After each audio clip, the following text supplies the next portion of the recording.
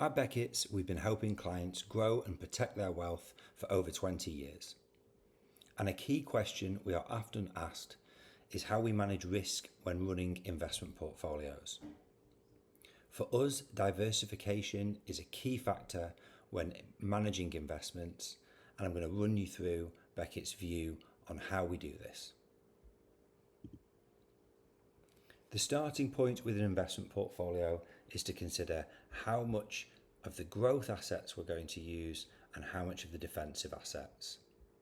We have 5 different risk-rated portfolios that we run, from ultra cautious through to an aggressive portfolio, with an increasing level of growth assets as you go up the risk scale. The next factor is how we're going to populate the growth and defensive assets. And so you'll see here that in growth assets, we're generally using equities. These are the great companies of the world spread all over the globe and different sizes. And then within defensive, we have mostly bonds, but also some targeted return or alternative investments. Within bonds, we're really looking at loans to governments, loans to institutions. And the key concept here is to try and have assets that are uncorrelated to one another. With any investment portfolio, assets will go up and down, both on the defensive and on the growth side. But ideally, if they can do that at different times, we can help manage the risks within those portfolios.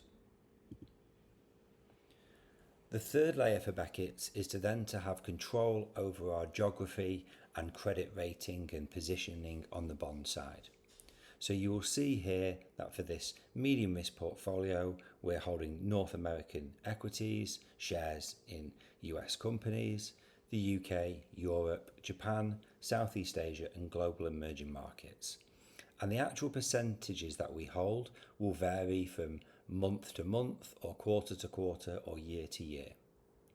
The same on the defensive side, we hold gilts, loans to the UK government, corporate bonds, loans to companies, global bonds and strategic bonds where the managers can make decisions moving between these different assets. But the key is to look for opportunity when it arises and also to be able to look for protection when we need it.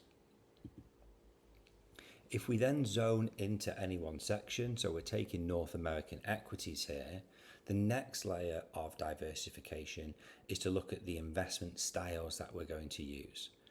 And we look to use index investing, where we are tracking an index. We like to have some value investments, where we're looking for misplaced values, assets that might be undervalued, and growth investments, where we're looking for long-term winners. This will run across all of our different geographies so that we can try and have that blend of investment style alongside that blend of geography. Once we understand this, we then look to populate these sections with individual funds. So on the index, we might be using Vanguard and HSBC at any one time, value, Snyder and BNY Mellon, and growth, we've got Artemis and Alliance Bernstein as an example. Now, we will keep all of these investments under review and we'll change these as and when required, but we're looking to diversify the managers.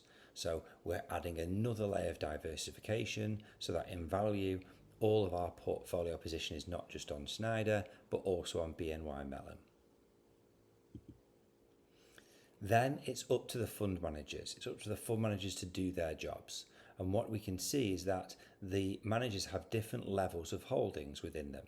38, 33, the Vanguard fund has 610 different index holdings, so it's tracking the entire index.